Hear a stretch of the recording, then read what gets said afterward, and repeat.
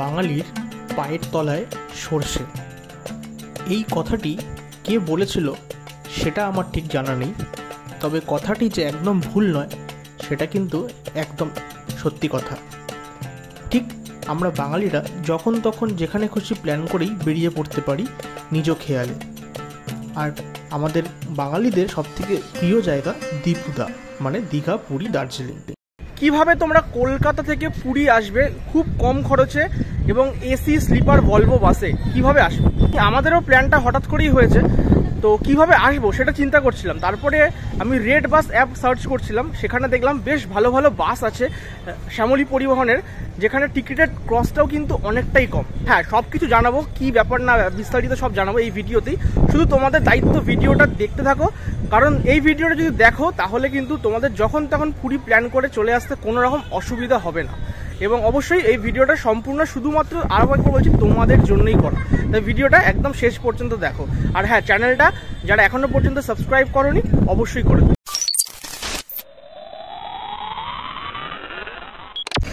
তো আমি এখন আছি প্ল্যানেটের যে প্রাইভেট বাস স্টপ, যেখানে Shyamoli, Green Line, Express Line এই বাসগুলো দাঁড়ায়, ঠিক সেইখানে। আর আমাদের হচ্ছে এই বাসটি, মানে শ্যামলী পরিবহনের বাসে করে আজকে আমরা এই কলকাতা থেকে পুরী কিন্তু রওনা দিচ্ছি। আর কিছুক্ষণের মধ্যেই মোটামুটি কিন্তু বাস ছেড়ে দেবে। এখন মোটামুটি দেখতে গেলে বাজে 7:53, এই বাসটা 8টার সময় ছাড়বে আর কিছুক্ষণ পরে। আর এই উল্টো দিকেই হচ্ছে শ্যামলী পরিবহনের কাউন্টার, এখানে ওয়েটিং রুমও আছে, তোমরা চাইলে একটু আগে এসে ওয়েটিং মানে করতে পারো ওয়েটিং জোনে। এবং এছাড়ার পাশেও এক্সপ্রেস লাইন, গ্রিন লাইন সবার কিন্তু কাউন্টার আছে। আর সব বাস কিন্তু প্রাইভেট বাস সব এইখানটাতেই কিন্তু দাঁড়ায়। এই যে বাসটা করে আমরা যাবো শ্যামলী পরিবহনের, এটা তো 8টার সময় প্ল্যানেট থেকে ছাড়বে, কিন্তু এটা অ্যাকচুয়ালি কিন্তু করুণাময়ী যে বাস স্ট্যান্ড আমাদের সল্টলেকের, সেখান থেকে কিন্তু 6:10 কিন্তু ছাড়ে। তারপরে কিন্তু এখানে এসে হল্ট থাকে, এখান থেকে মানুষ উঠবে, তারপরে কিন্তু বাসটা একদম ছাড়বে, মানে পুরোপুরিভাবে। তো এইটা হচ্ছে মেন ব্যাপার। তো আমরা কিন্তু মানে যেটা এখান থেকে সুবিধা হবে আমাদের প্ল্যানেট থেকে, তাই জন্য কিন্তু আমরা প্ল্যানেট থেকেই বাসটা বুক করেছি। আচ্ছা, বাসটা বাইরে থেকে দেখো ঠিক এরকম দেখতে লাগছে, বেশ ভালো প্রিমিয়াম বাস দেখেই বোঝা যাচ্ছে। আর ভেতরে ঢোকার আগে একবার দেখিয়ে দিই, এখানে কিন্তু লাগেজ রাখার জায়গা আছে, তো লাগেজ যদি থাকে এখানে অবশ্যই রাখতে পারো। আর চলো এবারে বাসে প্রবেশ করা যাক। আমরা বাসে প্রবেশ করছি এই মুহূর্তে। এটা হচ্ছে ড্রাইভার সিট, এখানেই কিন্তু ড্রাইভার বসে গাড়ি চালাবে। আর এই হচ্ছে বাসের ইন্টেরিয়ারটা, দেখতেই পাচ্ছ ইন্টেরিয়ারটা কিন্তু এরকম দেখতে লাগছে। এবং সিটিং এবং স্লিপার দুটোই কিন্তু আছে এই বাসে। এবং নিচের সিটে এদিকে হচ্ছে 2টো সিট, এদিকে কিন্তু একটা সিট আছে। এবং স্লিপারেও তাই, এদিকে 2জন, এদিকে কিন্তু একজন শুতে পারবে। তো এইরকম করে কিন্তু পুরো সিটিং অ্যারেঞ্জমেন্টটা করা হয়েছে।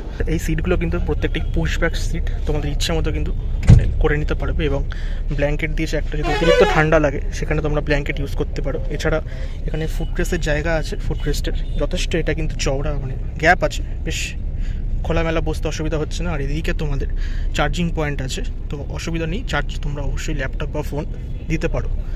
আর তো এই হচ্ছে পুরো সিটিং অ্যারেঞ্জমেন্টটা। আর এদিকে তোমার দেখো এসি ভেন্টটাও ঠিকঠাক কাজ করছে আপাতত।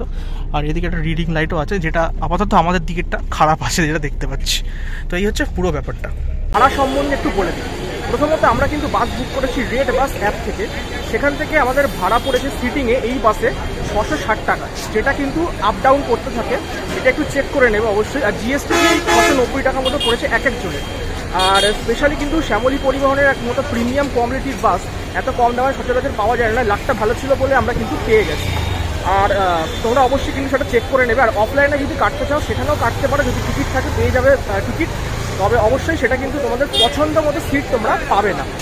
আর আরেকটা কথা বলে দিই, সিটিংয়ের তোমাদেরকে ভাড়াটা বললাম 660 টাকা পড়েছে। আর স্লিপারে কিন্তু ভাড়া ছিল, আমি যখন চেক করছিলাম তখন ওই 900 টাকার কাছাকাছি ভাড়া ছিল।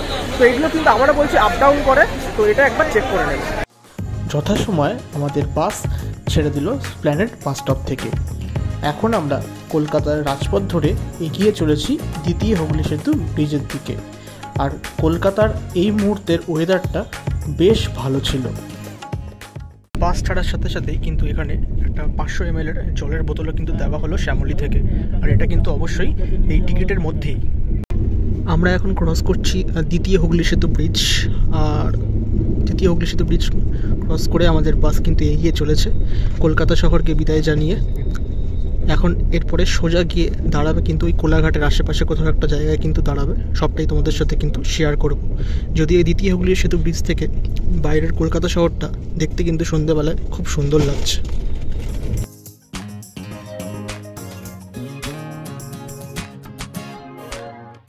বাস ছাড়ার পরে এখন এসে দাঁড়ালো উলুবেড়িয়াতে, আর এখন দেখতে গেলে বাজে 9:39, মানে 9:40 মতো। আমাদের বাস দাঁড়িয়েছে আজাদ হিন্দ ধাওয়ার সামনে। এটা একটা পাঞ্জাবি ফুড রেস্টুরেন্ট বলা যেতে পারে। আর জিজ্ঞেস করলাম এটা উলুবেড়িয়ার মধ্যে পড়ছে। এখানে কিন্তু ডিনারের জন্য 20 মিনিট হল্ট দিয়েছে, তো এখানে অবশ্যই তোমরা ডিনার করে ওয়াশরুম কিন্তু সেরে নিতে পারো। দেখতেই পাচ্ছ আজাদ হিন্দ ধাবা। বাইরেটা দেখতে তো বেশ ভালোই লাগছে, প্রিমিয়াম কোয়ালিটির একটা হোটেল আমরা দেখে সেটা বুঝতেই পারছি। আর এই হচ্ছে ভেতরে সিটিং অ্যারেঞ্জমেন্টটা দেখতেই পাচ্ছ, যথেষ্ট কিন্তু পরিষ্কার পরিচ্ছন্ন আছে ভেতরটা। এবং বেশিরভাগ এখানে কিন্তু নান এই ধরনের আইটেম কিন্তু বেশি পপুলার আমি দেখতে পেলাম। ডিনার সেরে আমরা আবার উঠে পড়েছি বাসে, আর বাস যথাসময় আবার রওনা দিয়েছে উড়িষ্যার উদ্দেশ্যে। আর হ্যাঁ, পুরী কিন্তু আমাদের উড়িষ্যা রাজ্যের ভেতরেই পড়ছে, একদম বলতে পারো বাংলার পার্শ্ববর্তী রাজ্য। আর এর আগে আমি যতবার পুরীতে গেছি ততবারই ট্রেনে যাতায়াত করেছি, তবে এইবার প্রথমবারই আমি যাতায়াত করছি এইরকম রাত্রিবেলায় বাসে করে। আর আমাদের বাস জার্নিটা কিন্তু এখনও পর্যন্ত খুব ভালোই যাচ্ছিল। এখন কিন্তু রাত্রির মোটামুটি বাজে হচ্ছে 2টো, আর আমরা অলরেডি উড়িষ্যায় প্রবেশ করে গেছি। নিজের রাজ্য ছেড়ে এখন উড়িষ্যায় অলরেডি আছি বালাসোরে। বালাসোরে কিন্তু এখানে 10 মিনিটের হল্ট দিয়েছে ওয়াশরুমের জন্য। ওয়াশরুম সেরে 10 মিনিট পর কিন্তু আবার আমরা বাসে উঠবো, তারপরে সোজা একদম বাস চলে যাবে পুরীর উদ্দেশ্যে। আর রাস্তাটা কিন্তু এখন বেশ খানিকটা শুনশান, এই টুকটাক দোকানপাট কিন্তু খোলা আছে, শুধুমাত্র বড় বড় বাস এবং লরি যাচ্ছে। দেখতেই পাচ্ছ এই যে লরি যাচ্ছে। তো এই হচ্ছে এই মুহূর্তে রাত্রিবেলার আপডেট। ভোরের আলো কিন্তু ফুটে গেছে এই মুহূর্তে দেখতে পাচ্ছি। রাতে কিন্তু বেশ আরামদায়ক জার্নি ছিল, ঘুমিয়ে পড়েছিলাম। ঘুম থেকে উঠে এখন দেখছি প্রায় কিন্তু সকাল হয়ে গেছে। আর এখন মোটামুটি বাজে হলো 5:29, 5:30 মতো বাজে। এখানে কিন্তু ভালোই বৃষ্টি হয়েছে দেখতে পাচ্ছি, উড়িষ্যা বা পুরীর এই সাইডে ভালোই বৃষ্টি হয়েছে। পুরী ঢুকতে এখনও 1-1.5 ঘন্টা বাকি আছে, মানে 6:30টায় নামাবে। তবে একটু পরেই কিন্তু একটা হল্ট দেবে, তখন তোমাদেরকে রাস্তাঘাটটা আরও ভালো করে দেখাতে পারবো। আস্তে আস্তে কিন্তু সবাই নিজ নিজ গন্তব্যে নেমে যাচ্ছে।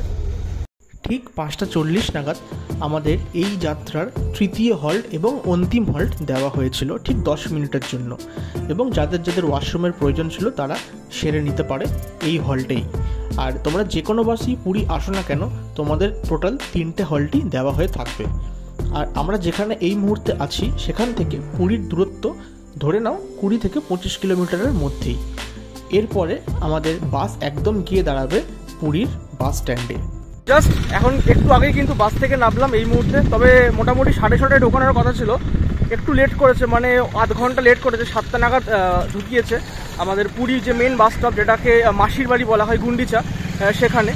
তো এমনি ওভারঅল যদি বলি, কাল সন্ধ্যে থেকে মোটামুটি আজকে সকাল পর্যন্ত জার্নি কিন্তু ভালোই ছিল, খুব ভালো একটা জার্নি ছিল। শ্যামলী পরিবহনের বাসে প্রিমিয়াম কোয়ালিটি বাস, বুঝতেই পারছো, বেশ ভালো জার্নি। তবে একটু লেট করলো, এটাই একটু সমস্যা হলো, বাকি তো সব ঠিক আছে। আর একদম মোটামুটি পকেট ফ্রেন্ডলি হয়েছে ব্যাপারটা আর কি। তো ভিডিওটা কেমন লাগলো অবশ্যই জানিও। যদি কোনো রকম কোয়ারি থাকে আমাকে কমেন্ট করো, আমি অবশ্যই তোমাদের সেই কোয়ারিগুলোর অ্যান্সার দিয়ে দেবো, আমার সাধ্যমতো চেষ্টা করব। বাকি দেখা হচ্ছে আবার অন্য কোনো ভিডিওতে। আজকের মতো এই ভিডিওটা এখানেই শেষ করলাম।